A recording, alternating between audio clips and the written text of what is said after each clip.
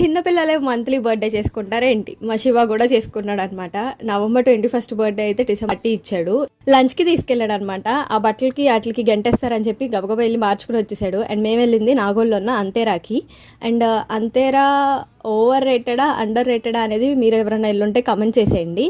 మేము వెళ్ళిన దాని వయసు అయితే అంబియన్స్ అదంతా సూపర్ గుడ్ ఉంది.